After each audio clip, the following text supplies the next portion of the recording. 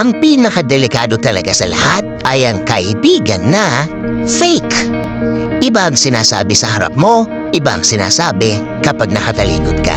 Yan ang fake friend. Mga taong dapat hindi mo kasama. Mga taong wala dapat sa buhay mo. Mga taong hindi dapat matagal na nag-i-stay sa buhay mo. Mga taong sana nga maiwasan sa buhay mo. Ang masakit yan, hinding-hindi o baka hindi mo mahuli ang taong ito. Hindi mo malalaman na sila o siya pala ang nagkakalak ng mga maling kwento tungkol sa iyo. Mga kasinungalingan na hindi mo malaman kung saan galing ang galit sa iyo. Kasi naman, ang babait ng mga to.